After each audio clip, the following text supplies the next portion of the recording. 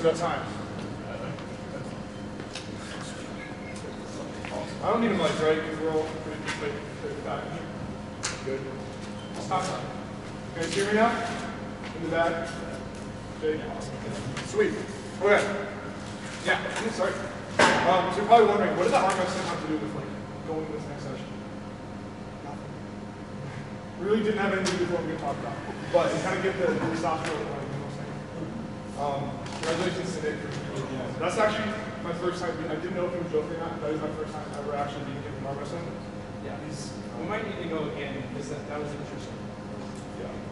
He's way stronger than us. We should leg wrestle next.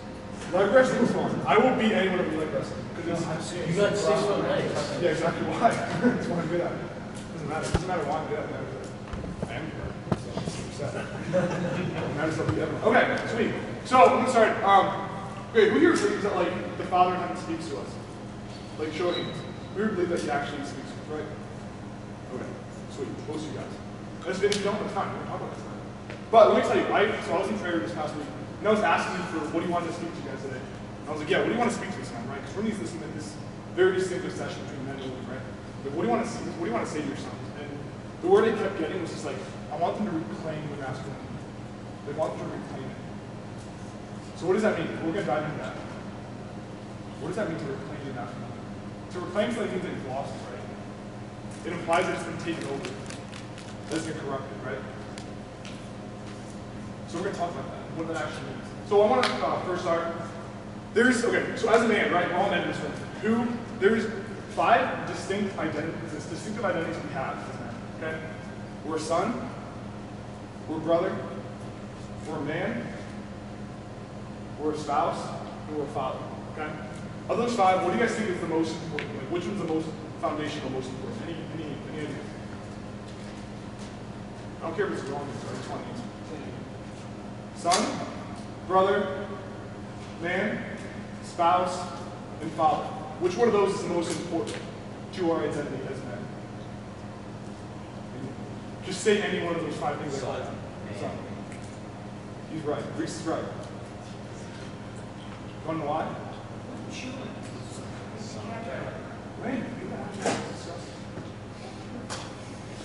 Okay.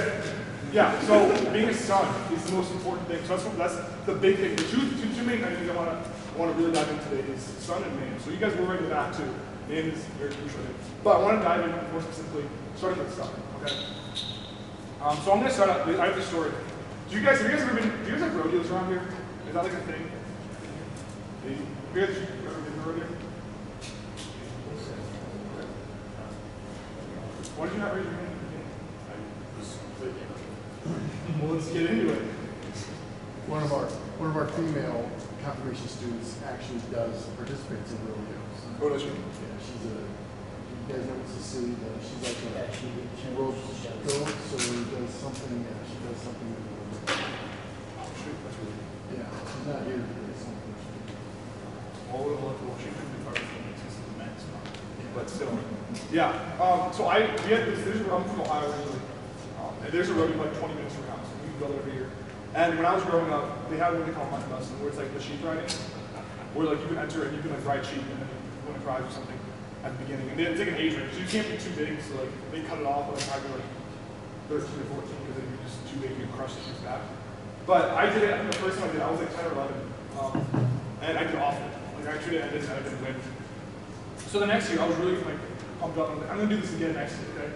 But I'm gonna actually prepare for it. I'm gonna kill it because one of my mom's friends, her son did it when he was my age at that time, and he won. He won this like huge cowboy hat and like his belt buckle.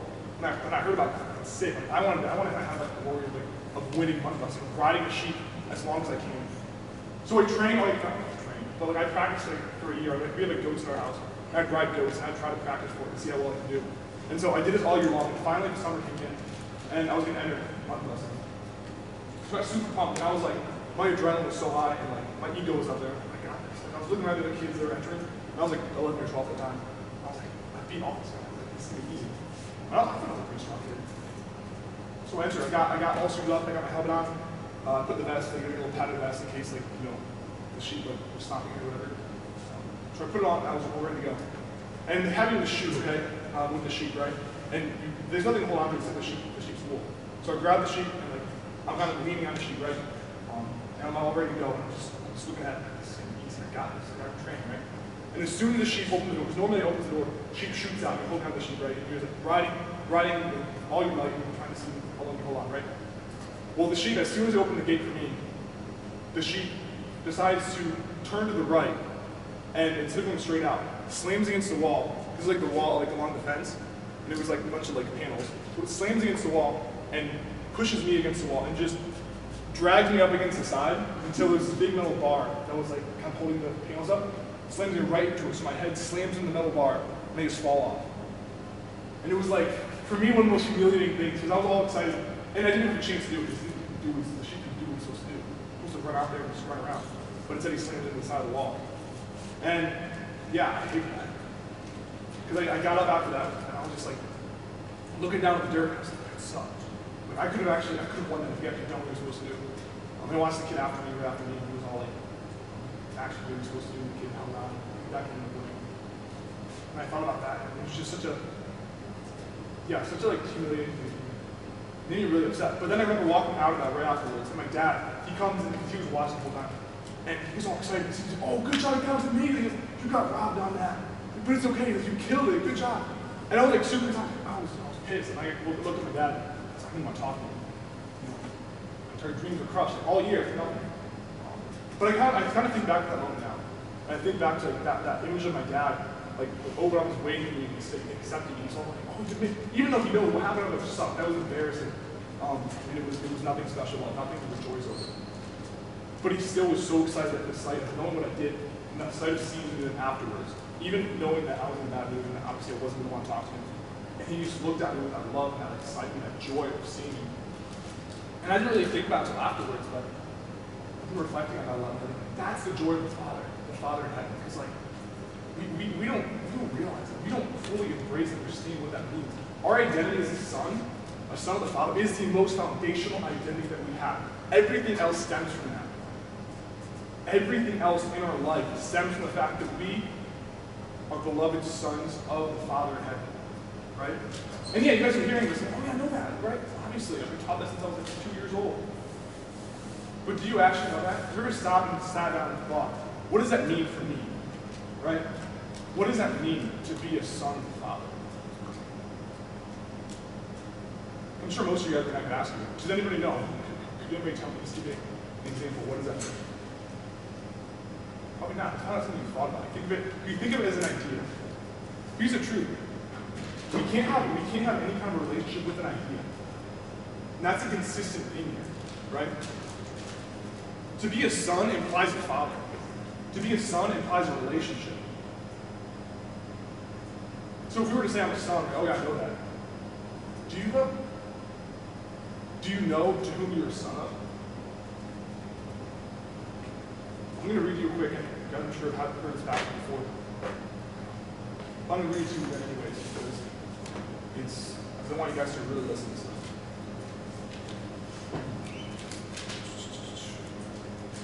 Okay, this is from the Gospel of Mark, okay? Chapter 1, verse 9. 9 to 11. Yeah, moving back, you guys can browse it.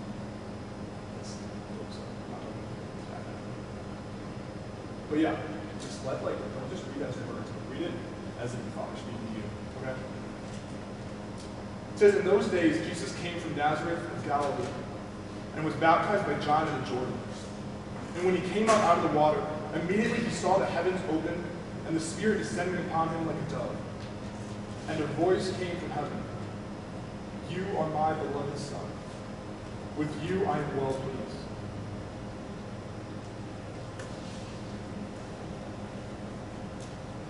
Read it again. In those days, Jesus came from Nazareth of Galilee and was baptized by John in the Jordan. And when he came up out of the water, immediately he saw the heavens open and the Spirit descending upon him like a dove. And the voice came from heaven, "You are my beloved Son. With you I am well pleased." You are my beloved Son, with whom I am well pleased. Think about those words spoken are words spoken to us. Those are words spoken into our heart. But at our baptism, you guys understand the radicalness of what baptism actually is, or what it means. At our baptism, the Father in heaven, He names us and He claims us. Okay, and focus on those two things. Naming something. We don't really think much about our name a lot, do we? Like, oh, our parents gave us a name. Awesome. But what does your name mean? Your name has so much significance because your name is very deeply rooted in your identity of who you are. Okay? So when the Father names you, He names you and He claims you at your baptism. And that gives you the capacity and that understanding of being a son, not adoption. Okay? And that's what look what it says here. You are my beloved son, whom I am well pleased. He's claiming you as His own. Right? He's claiming you from the grip of death and of sin as His own. Okay? If you notice in the Apostle Paul in his letters, he has very, very specific language. He says that we have been given through our baptism a spirit of adoption. Now, why does he use the word spirit of adoption and not just the spirit of sonship? And I kind of wondered about this, but I have to explain to you. This is why. The reason that he says spirit of adoption, because in the ancient Greco-Roman world, okay, like at the time Jesus was alive, really, like adoption, not adoption, before adoption, just like biological sonship, didn't mean that much in terms of like if people had, if you had a son, okay, people would take, if they didn't want the child, they were literally free to take their son, leave him outside the city walls to die, or to be picked up by someone. They were completely allowed to do that because that sonship wasn't, it might be biologically yours, but if you didn't want him, if you didn't want that son, if that was an accident, you didn't need to keep that child.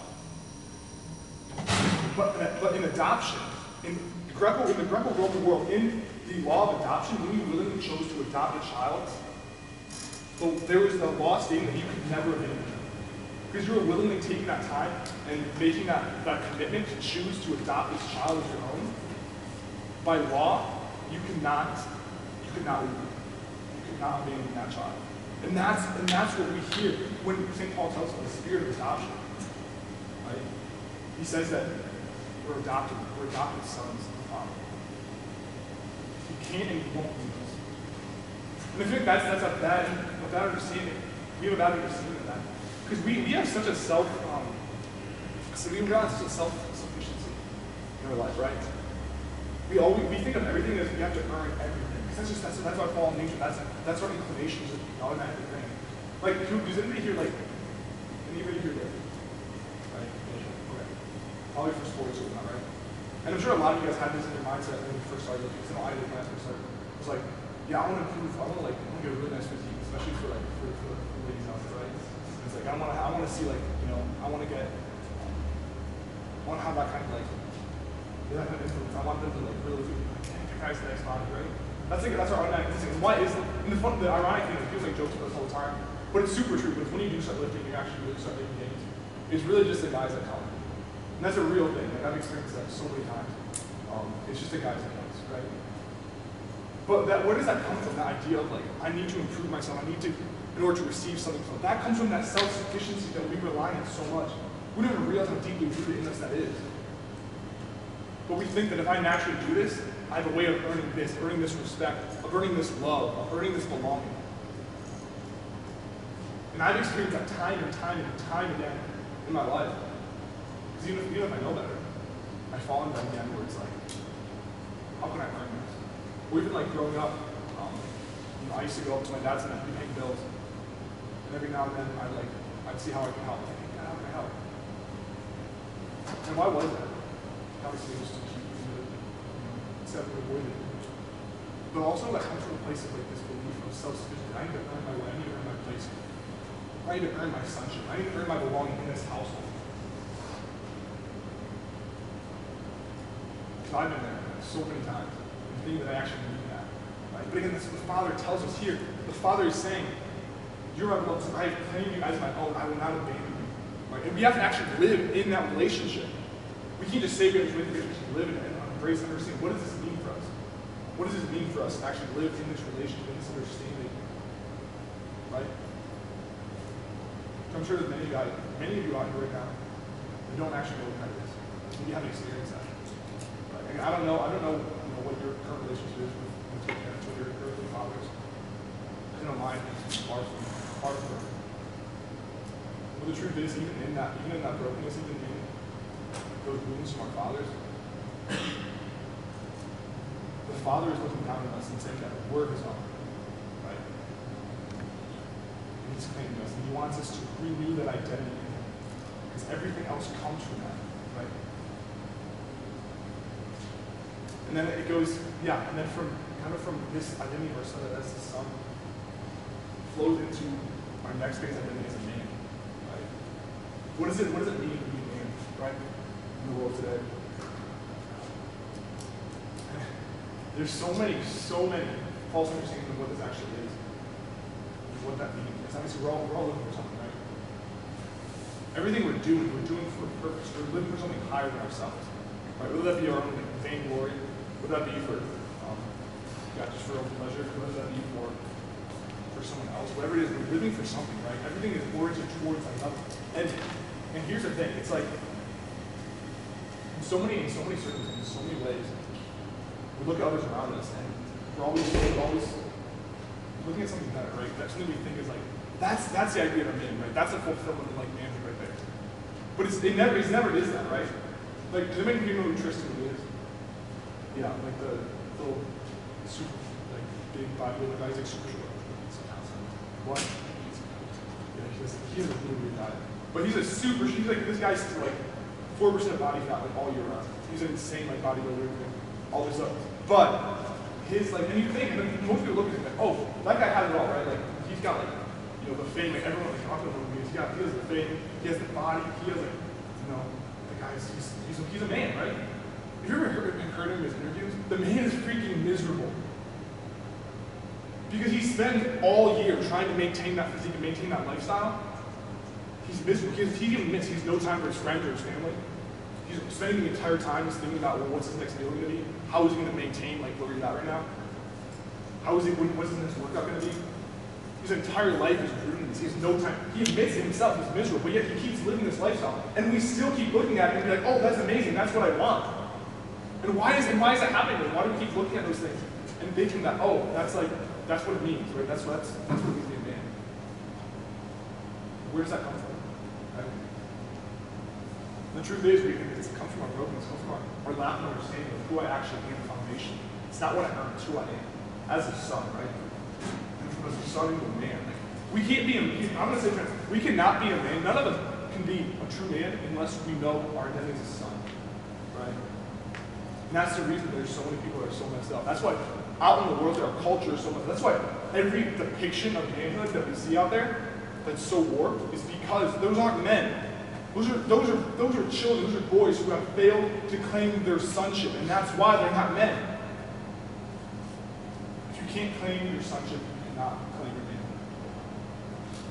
There's nothing more simple than that, right? And we keep turning, like, in so many ways, we'll turn anything. We become a weak culture, we become a weak species of men. It's so sad to see out there. There's so many people. Look what people are like. We're made, like, here's the thing. We're made for another, okay? I mean, our identity is a relationship, right? We're in relation to something else, to someone else, to the Father. We're made for Him, right? We're made for relations. We're made to be with Him. Everything is oriented towards convenience, towards being with others. That's what, and like, I have this really cool book called Born of Fire. It's a really good book. But it has a lot of about the idea of being a man. It's one that keeps sticking out to me. It says, we are called to be men captivated by love, specifically love of God, love of family, and love of neighbor. This love is the passion and desire that wells up in our hearts, and we should long to offer our lives in sacrifice for the ones we love. That's the desire of the human heart. That's the desire of the masculine heart. It's to give ourselves away in love. And again, like, what is love? But it's like, most of us guys here, when I was your age, I hear a guy in love and it's like, oh, I'm called to give myself away, like, a romantic feeling to other people. And I'm called to be like super nice. If that's what you think right now, you have no idea what love is. You guys have no freaking idea what it means to love. Love is a complete gift of self. everything we do is called, like, look at, even like in all of our longings of our heart, everything that we're trying to orient toward, everything we're going for, every single thing we're grasping at, whether it be sports, whether it be entertainment, whether it be women, no matter what it is, everything we're grasping at is all oriented in this, no matter how distorted it is, it's oriented, it's rooted in this idea that we long for love. We long to give ourselves away and to receive the gift of someone else. And again, that gets distorted, and it's so sad. And the worst part, I think the biggest problem in the world today with men is that we, instead of loving, instead of giving away our hearts, is we're numbing our hearts. We're killing ourselves. And here's the truth.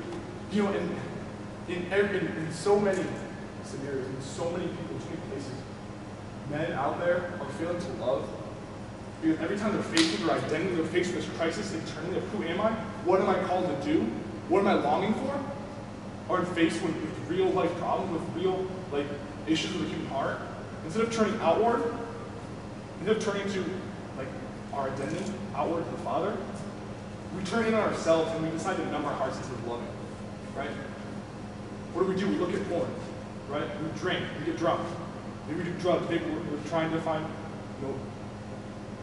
false pleasure in other things. Maybe we're trying to receive glory in earthly things, in sports, in entertainment, no matter what it is. These are the things that we do. And no, because I was there, okay? No, I'm still in that, but I'm always there. I'm always trying to find my way out. But when I was in high school, I was constantly grasping these things. I was trying to find what am I oriented to? What is my fulfillment, right? And they kept numbing my heart, okay? They kept numbing my heart because I didn't know where to go. I didn't know what to do. I didn't know what this longing in my heart was. So the easiest, quickest solution, let me numb it. Let me go watch some more porn. Let me go get drunk on Friday night. Because that'll numb my heart maybe for a little bit, right? It'll make you not think about it. And that's the truth, right? That's what it is. Right? There's this ancient the Native Americans, they have this. Does that make your talk at all? No, this is kind of funny, but the Native Americans, what they used to do was they have a way, whenever they found a wolf that was near their village, or it was impeding on the hunting grounds or something, what they would do was the best way they found to kill these wolves to get rid of them was they'd get a deer, they'd kill a deer. Then when they skinned the deer and they were dripping the blood out, they'd cover a knife in it, a really sharp knife, a fresh sharp knife. They'd cover it in the blood, they'd coat it, okay? Then they'd freeze that. And they'd do it again over and over again. So there was a super thick coating of frozen blood on this knife, okay? This is the Granger winter. So then what they do is when they take that knife, they'd stick it into the ground near where they thought the wolf was. They'd stick it handle side down, okay? So the knife sticks straight out. What would happen was the wolf, when it was nearby, would find it, he'd smell the blood and start licking it. Right? And he started licking off his knife. And he keep licking and licking the blood. As he was doing that, and he started licking away the blood, its tongue would start to get cut on the blade itself. As he was doing that, it would start bleeding out. But at the same time, this wolf became so infatuated with the taste of fresh blood that's its own on this knife, it keep getting more and more just crazy and licking and licking and licking before it was bleeding itself out and died. It was super effective for it. But let me tell you, we're the wolves, guys. Us men today, we're being like wolves in the world today. That's what we're doing. We're killing ourselves. We're bleeding ourselves out. We're becoming so infatuated by this taste of, this numbing of our hearts, of this false reality, of this false love, that we're murdering ourselves. And so many men today, we're dying. And we have so few examples of real men, right? Because we're killing ourselves. We don't know who we are. We don't know what it means to love. We don't know what it means to give ourselves away to another, as we're called to as men. We don't know what that means. And our sisters over there having their own session right now, they're counting on us. Do you even think about that? Get your head out of your butt for a second and be like, these other people out there, my sisters, they're counting on me to be a man, to actually fulfill what it means to be a son of the Father. And we're not, and guess what? Most of us, we're not doing a good job. We're doing an awful job. But we need to start shaping up and actually looking. How can I start living for them? How can I start living for the Father? How can I start living in my identity? How can I start actually trying to bring the kingdom of heaven on earth now? Because you're not going to find anything in the way. You're not going to find any of these other things that are just getting you by for now. They're just leaving you miserable, right? if we keep living this way, we're going to keep finding ourselves going deeper and deeper into this hole, and being less and less of a man. Jesus Christ, the encapsulation, the full fulfillment of what masculinity is, has shown us this way, has shown us this life. Everything that Jesus does is our imitation, should be our imitation, right? Everything he does, everything that he is, everything that he is what we should be, right? And he shows us that. But we have such a warped understanding of, like, we look at Jesus and think, oh, what did he do? It's like, oh, that was nice. This is a nice thing. But we don't actually grasp. It's like, that's a man right there. That is the man right there. How do I be more like him? How do I actually pursue that? Right? How do I live like he lived in this state of abiding with the Father, in this state of loving others constantly?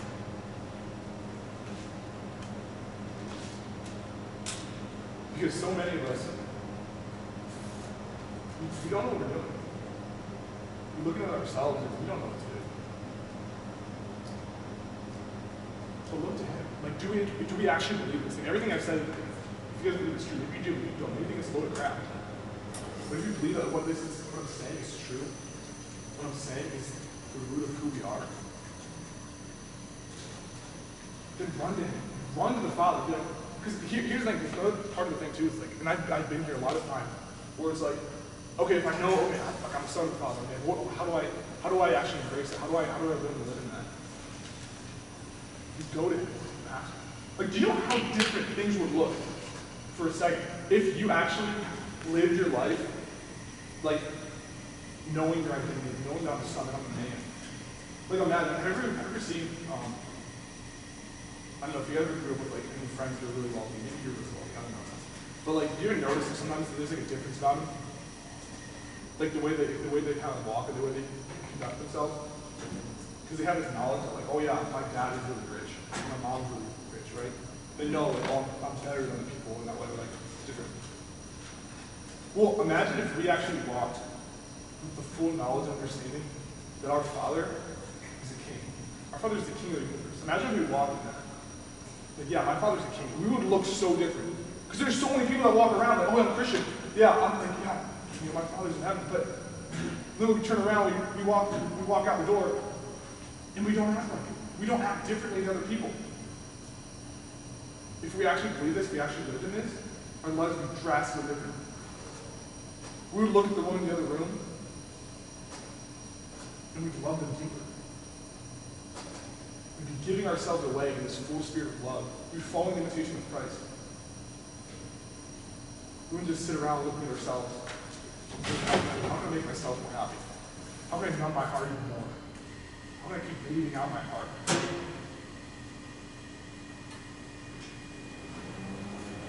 And that's the thing. Yeah, that's the challenge. And that's my encouragement to all you guys today. It's like a real reflection of yourself and ask yourself, yeah, where am I? Right? Where's my heart at right now? Where does my full affection lie? It's like, show me what you love, and I'll show you what you are. But show me, where does your love lie? Like, where do you spend all your time?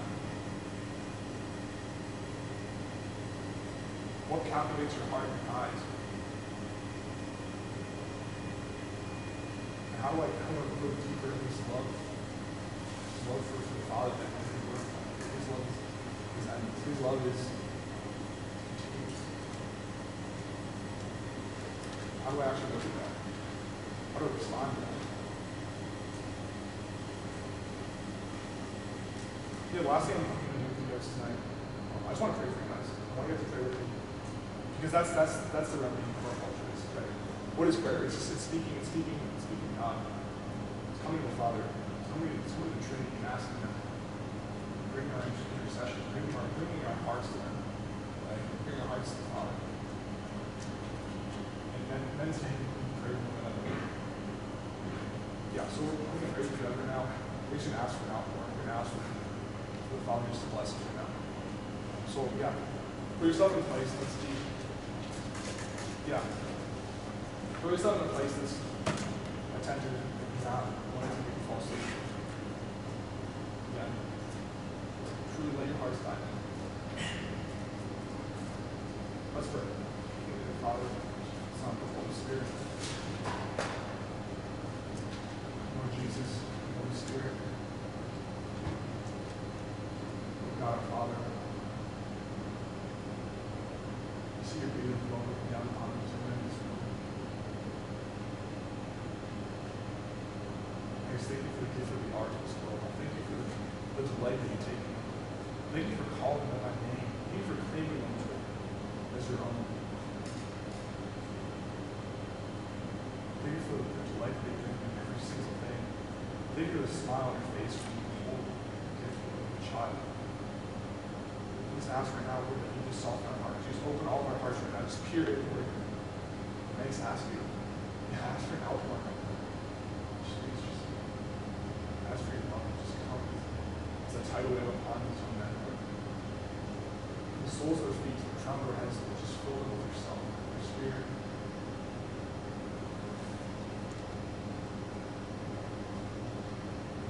Lord, ask for a renewed sense of identity. Ask for a new understanding of this love. Ask for a new understanding of this sonship, Lord. Lord, for those that have doubts, I ask that you cast them out. In your name, Lord, I ask for any doubts of fear, any doubts of doubt, any doubts of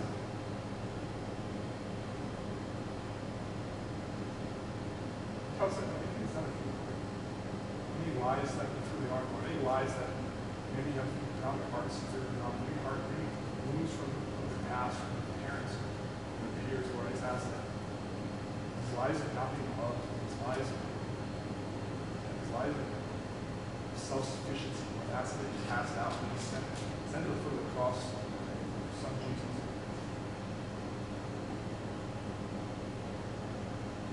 Lord, I ask that just embrace them right now, bless them. Lord Jesus, speak to you and ask them. You give them a renewed sense of masculinity. Give them the ability to look upon themselves and look to you. The truth of what it means to be man.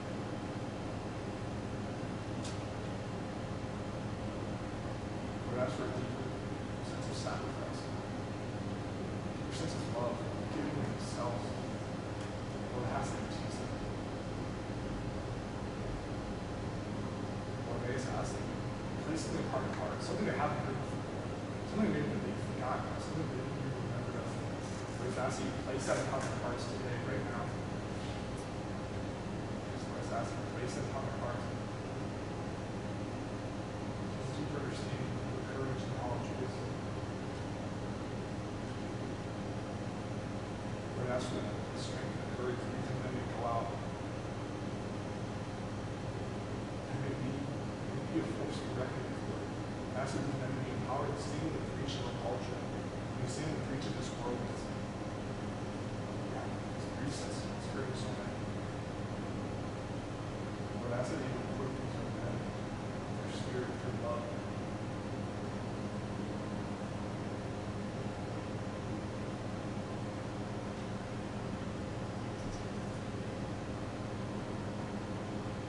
Ask your spirit course through the things. Your spirit will slow down.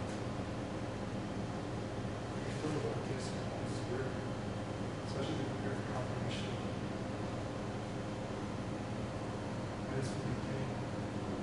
It's the beginning of renewal. New life, new love. New boldness. Lord, ask for a spirit of boldness right now. He sends through the spirit of boldness upon your Son right now. Bold in their actions, in their words, in their deeds. Just ask that they come closer to you.